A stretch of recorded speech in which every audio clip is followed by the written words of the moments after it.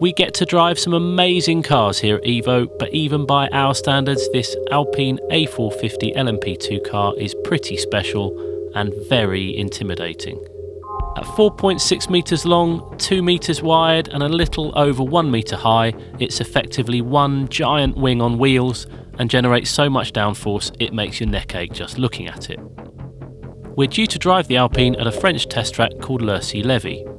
No, we hadn't heard of it either, but that doesn't matter because before leaving for France, we visit base performance simulators to hopefully get a taste of things to come.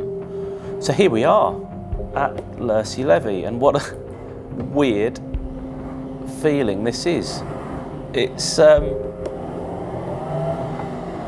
peculiar sensation being in a simulator, being in a car you've never driven before, at a place you've never driven before, is exactly what these simulators are designed to assist a driver with, really. Obviously on a race weekend you've got no time to do any learning, and it's pretty much the same with the kind of opportunities we get as a magazine. You know, we're very lucky in what we're invited to drive, but very often it's a handful of laps here and a handful of laps there. So to have an opportunity to at least feel slightly familiar with what you're driving and where you're going is going to be really fascinating to experience, and hopefully a big help in enjoying the car. The amazing thing about this is the physicality of it. You're sat in a single-seater tub, but to all intents and purposes it's a very similar driving position, I believe, to an LMP2 car. Darren Turner, whose business this is, describes it as submitting to the simulator, and that's exactly what you have to do, because your mind, your eyes are telling you you're moving, and every other reference point, your ears and your sense of balance and sense of motion is telling you you're sat on the floor not really doing anything, but you feel yourself slowly get drawn into the whole experience, at which point you forget where you are and really you forget the slightly clunky nature of some of the furniture around the track, and you're just driving a car. You're watching the shift lights on the steering wheel, you're looking into the distance to try and pick out a reference point for your braking, and then you're trying to find your apex. The other great thing about it is there's real weight and physicality to the steering. You know, it's proper effort and you get proper kickback when you hit a curb. You've got surround sound, so you're kind of immersed in the engine noise, and it does really feel like you're in a car. So let's try and do a few laps and concentrate. This is going to be really scary at the end of the straight. It's all about corner speed with LMP2 cars and downforce, and that means taking a real leap of faith. Even in a simulator, you can't quite believe that it'll go around a corner at the speed you're asking it to. And whilst you don't feel fear or in the way that you do in a real car, there's a definite sense of dread when you're approaching the fast corners, because you have to commit. Third gear, fourth gear, fifth gear, sixth gear, oh my God. Flat, and then down 2 gears, and you're desperately trying to look through the corner and get back on the power. And the steering's pulling this way and that, and this is brilliant. Yes, it is brilliant fun, but simulation has become an invaluable tool used by driver coaches and engineers to fine-tune the performance of both car and driver. With countless channels of data, it's possible to analyse things in incredible detail. It's fascinating and a completely addictive process. I feel like I know something of what to expect in how the car feels, although I cannot believe I'm going to commit anywhere near as much as I am in here. but there's only one way to find out.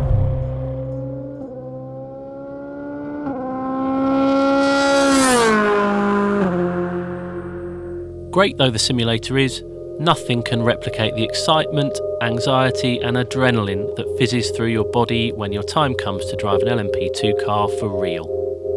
Not least because, unlike the simulator, there's no reset button if you crash. These cars just seem to get overlooked because everyone's attention is on LMP1 and you sort of identify more with the GTE and GT3 cars.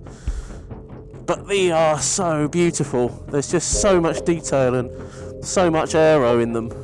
Just all the little winglets, and they're just a proper car.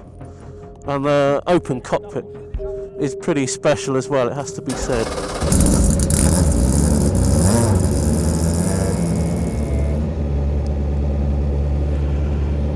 Here we go. Try not to stall it. A real way.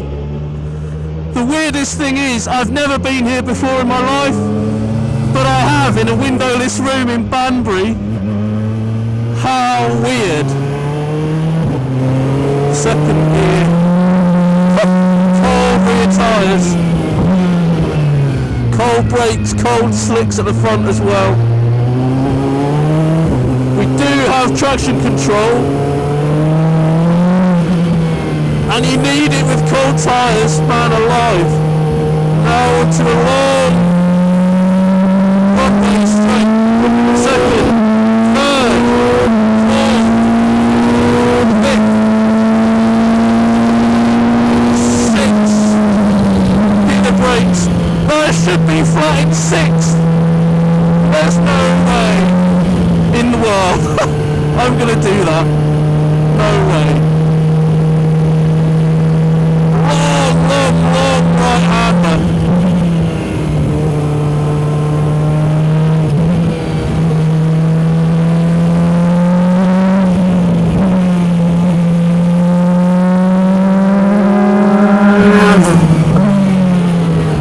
This hairpin is horrible. Lean on the traction again. Full throttle. Second gear, try and get a good exit onto this straight.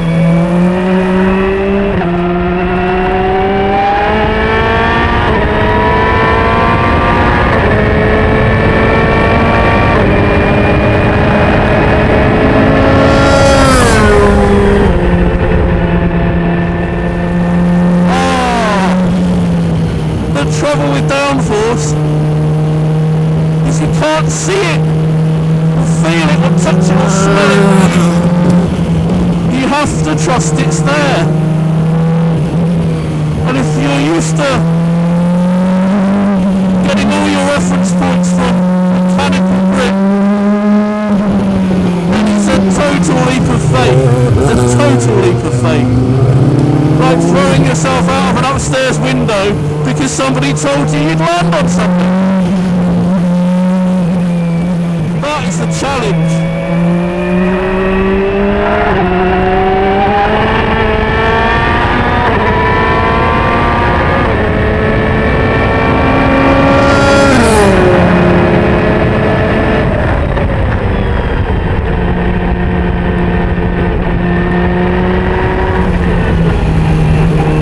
You feel it through this corner. It's a long right-hander. There's so much more grip than the low speed. It's like gravity's changed or something.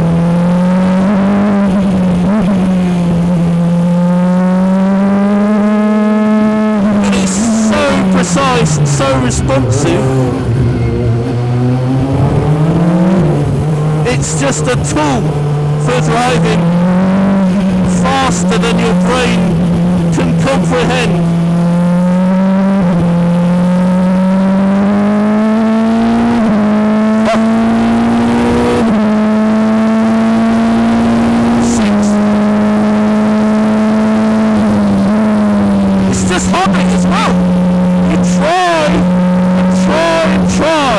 To switch your brain off from telling you to brake, but some sort of self-preservation instinct takes over. And to be fair, on these sorts of exercises, I'm here to drive and get a flavour and not park the car in the grass. So, know my place, I think.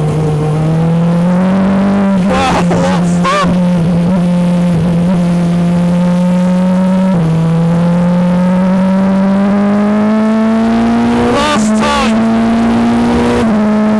Last time's taste. Downforce.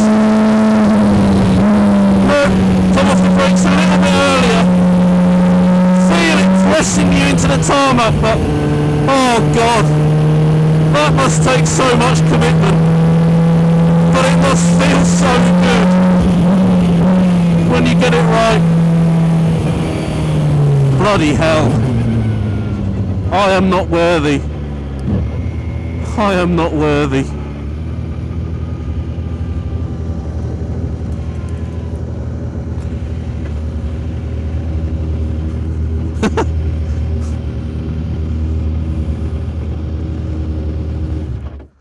God, how cool was that?